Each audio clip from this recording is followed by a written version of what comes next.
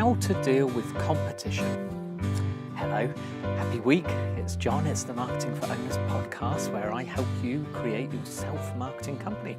A company that does its own marketing while you get on with the work or get on with having some time off. Bet you haven't had that for a while, have you?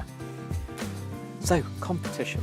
Now, what I really want to do is to make you think differently about competition. So, it would be a very short podcast if I gave my real opinion, which is to tell you that there is no such thing as competition. Competition is, if you think of someone as as a competitor, you are thinking negatively. And if you think negatively, it's not going to do you a lot of good. It is much better to think positively about things and to embrace it. So first concept is, if there is a lot of, and we will call it competition, in your area, in your trade, in your local industry, what that means is that there is a lot of demand. And that is a positive, because if there are lots of people doing what you do, it means there are many, many, many customers for you to go and win.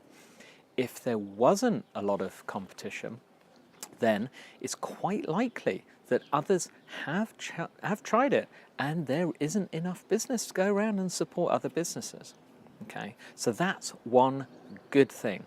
Many people make the mistake of, say, in a high street or in a downtown area, of thinking, oh, there's no fancy posh cheese shop here. I know, I'm going to make my fortune. I'm going to invest all my redundancy money, all my retirement fund into a cheese shop, because nobody's thought of that before. Well, the reason there isn't a fancy posh cheese shop could quite likely be because there's no demand, or if someone's tried it and it's not worked. So it's not the way to think of it. Lots of competition, a good sign. Now the next one is, know everything about your competitor. So, mystery shop. Get people, and yes, by the way, this may cost you money. So, and this isn't you wearing a beard and a hat or something, or pretending to be someone else. You can of course phone up and see how they handle phone calls. Depends what business you're in. If it's in a shop, you can, if they don't know you, you could go in, but it would be better to get someone else, a friend, a colleague, a workmate, to go and do this for you. But you may have to give them some money to purchase the other people's things. Now, of course, if your competition are selling multi-million-dollar luxury yachts, not so easy, but generally you can afford it. You have to spend money to build your business. I'm sorry, it's going to come out of pocket somehow, but it's an investment, it's marketing. So, mystery shop, find out everything about your competitors. That means looking at their websites. So write down, who are your competitors? Rank them. Who's top? Give it a reason. Why? Why do you think they're top? Now, is it because you think they're the top, or is it because you know they have more customers? How do you know that? Is it hearsay? So on websites, who has the best website? Who ranks the highest in Google? Things like that. But take a note of their website, print it out. And then, once you have all that data, and you find out something about them, write down what you like about your certain competitors and what you don't like. And then adopt the things you like and make sure you're not doing the things you don't like that they're doing. Do you see how you can use this to model and improve? And also, if you happen to have some extra secret sauce that you find they're not using, think, I'll keep that one close to my chest and make the most of it. Find out what value propositions they give their customers in their adverts, in the yellow pages, or in their website, or in local ads, whatever it is. And see if there's any common factors, things that look good, things you're missing, things that don't look good, things like that. Now the other one, and this is going to be the controversial one, is, and by the way, this really does work. So sorry, prepare yourself.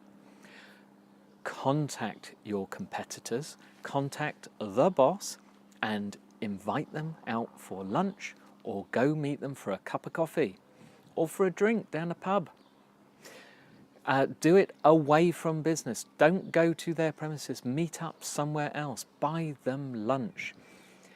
And what you'll find is that you have someone who has things in common with you. You will find that they are normal. They are just like you. They have the same struggles. They have the same issues. You may share some suppliers.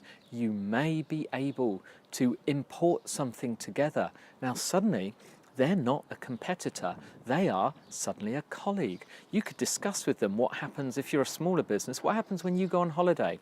Who covers? How about if they covered for you? How about if you offered to cover for them in holidays? And suddenly, they are not your competitor anymore. They're possibly a friend. Now, you don't have to become best mates, but remember the old adage about keeping friends close and enemies closer? Well, these aren't enemies, but that works. If you become sort of friendly with your competitor, they are very, very, very unlikely to try and take your customers away from you because they know you. They are very unlikely to say bad things about you because they know you and they know they're going to meet you for a cup of coffee in every month or every couple of months. So you can discuss your collective competitors whilst at the same time getting to know all them. But if you actually know your competitors, you'll suddenly find that they're not, they're colleagues. How do you think trade associations get started? They are full of fellow people with a common goal. Now, of course, you all want each other's customers, but that's the way it goes. There's plenty to go around. You just find out everything you know about them and just do it better. People will soon find out there's other ways of getting customers. The other thing is that you can find out pricing whilst you're doing this mystery shopping and so on. And only one of you is the cheapest, and you'll soon get to understand that the one who's the most expensive still has customers. It may be you. You've got customers. So it's not all about price. That's something else that you learn. But anyway, embrace your competition. But the best way to remove them as a competitor is to convert them into being a friend.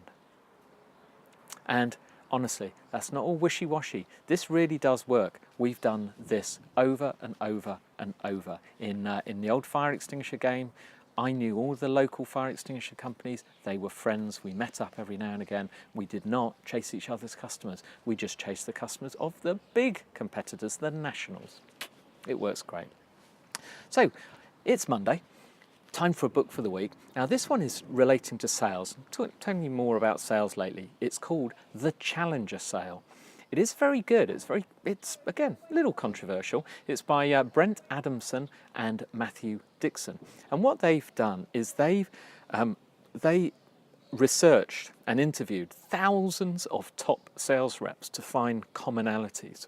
And what they found is that all the reps fell into 5 distinct profiles, and there's ways they worked. But while all the reps deliver average performance, only one type of those 5 delivered consistently high performance. They were called the Challenger. All right, so that's why it's called the Challenger Sale. And basically, instead of, as they say, bludgeoning customers with facts and features, which is what most do, challengers approach customers with insights about how they can save or make money. See how that would work for a customer? They tailor their message to the customer's needs and take it from there. So it's a very interesting book. I strongly recommend it. It gives you a new insight on sales, and as I said the other day, teach everyone in your business to sell, and your business will grow significantly very, very quickly. See you tomorrow.